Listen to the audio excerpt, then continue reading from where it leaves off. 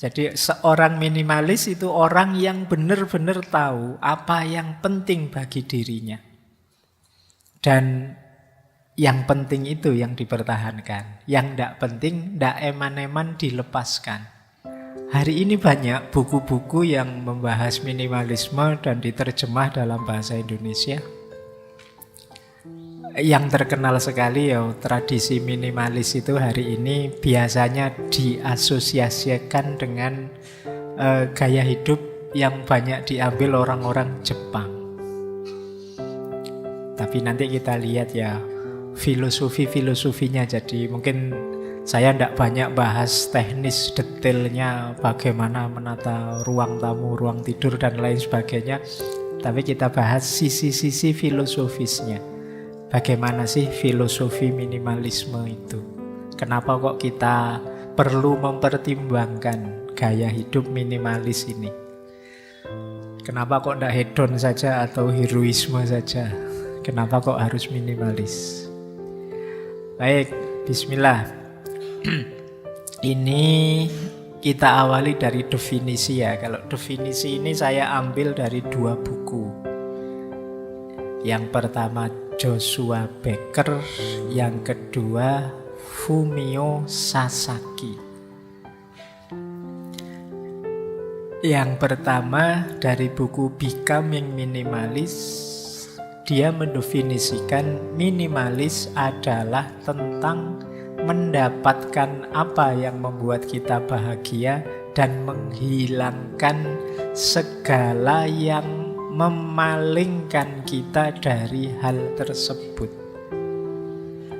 Jadi gaya hidup minimalis itu fokus pada yang hakiki membuat kita bahagia, menghindar dari yang mendistraksi kita, yang tidak penting.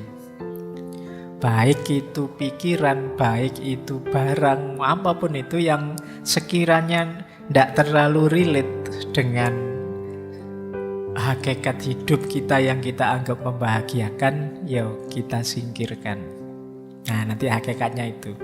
Kita ini kan hari ini banyak sekali, rame sekali hidup kita. Ada banyak sekali hal, ada banyak sekali distraksi yang memalingkan kita, yang membuat kita lupa hal-hal yang penting. Boleh dicek sekali-sekali. Sering saya sarankan, ayo teman-teman coba cek ya WA-mu hari ini. Di grup-grupmu lah terutama. Coba dicek berapa persen percakapan serius, produktif, berapa persen yang iseng saja. Berapa persen yang isinya cuma meme-meme, isinya cuma emoticon tidak jelas itu. Kadang panjang sekali kan di grup WA itu isinya emoticon. Kalau dihapus denda, nanti bawahnya denda juga tidak apa-apa asal bahagia. Nanti bawahnya lagi panjang sekali, sering sekali kita gitu. Dan itu bisa tiap hari kita begitu. Nah, ini salah satu contoh saja betapa dalam hidup kita ini sering sekali waktu terbuang atau kita fokus pada sesuatu yang ini sebenarnya tidak terlalu penting. Tapi energi kita, tenaga kita, biaya kita terserap ke situ. Oke, maka kata Joshua Becker tadi, minimalis itu fokus pada yang hakiki membahagiakan dan meninggalkan yang memalingkan kita jauh dari hal tersebut. Nah, nanti ada definisi dari Fumio Sasaki. Kalau ini lebih praktis definisinya. Minimalisme adalah gaya hidup yang berarti kita mengurangi barang yang kita miliki sampai pada tingkat paling minimum dan memberi kita kesempatan untuk merenungi arti bahagia. Biasanya kan yang tadi mendistraksi kita itu menghabiskan energi, tenaga, biaya, itu kan banyak barang-barang di sekeliling kita yang tidak penting. Ya karena kita miliki, akhirnya ya mau tidak mau harus kita urusi. Nah, dari situ terus waktu kita banyak tersita, tenaga kita banyak tersita, energi kita banyak tersita. Gaya hidup minimalis itu mengurangi itu semua. Jadi setelah ini teman-teman boleh kalau pulang ke kos-kosan terus kamu nilai ya barangmu di kamarmu itu ada berapa, penting enggak yang ada di kamarmu itu semua. Jadi misalnya ada buku, ada apalah di sana, kadang-kadang ada gelas, ada piring campur jadi satu. Kemudian ada baju, ada semuanya kan banyak sekali barang di kamarmu itu. Coba kamu nilai satu-satu. Ini penting, ini pas jumlahnya atau berlebih, ini ada gunanya atau mending dibuang saja. Gunanya apa misalnya? Kalian punya baju di lemarimu ada berapa? Biasanya yang putri-putri bajunya kan banyaknya luar biasa. Merasa bajunya kurang misalnya terus beli. Nanti beli ternyata jilbabnya warnanya tidak cocok terus beli jilbab. Dalemannya tidak cocok lagi terus beli daleman.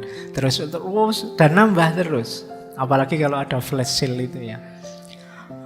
Kadang kamu tidak butuh terus jadi seolah-olah butuh.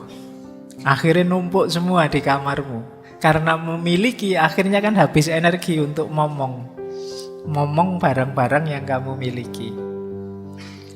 Nah, tiap hari repot dengan nyuci, nyetrika, membersihkan dan lain sebagainya. Nah, ini salah satu contoh betapa hidup kita ini banyak berlebih tidak efektif. Disinilah muncul pandangan gaya hidup minimalis. Jadi seorang minimalis itu orang yang benar-benar tahu apa yang penting bagi dirinya. Dan yang penting itu yang dipertahankan. Yang tidak penting, tidak eman-eman dilepaskan. Kadang-kadang kita itu kan emosional. Barang sudah tidak bisa dipakai. Cuma Pak ini sejarahnya luar biasa loh Pak. Ya wis. Ini ada kenangannya loh Pak.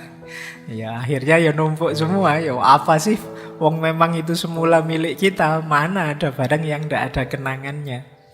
Semua ada kenangannya. Oh ini piring ini Pak. Dulu saya pakai di pondok zaman saya. Ya wis.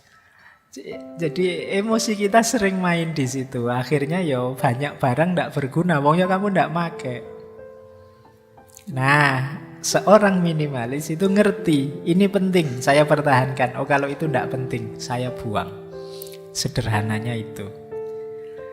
Baik, nanti kita lihat detailnya ya. Jadi definisinya ini ya. Kalau kalian pengen jadi minimalis, intinya tahu mana yang penting dan harus dipertahankan dalam hidup ini dan mana yang dilepaskan saja.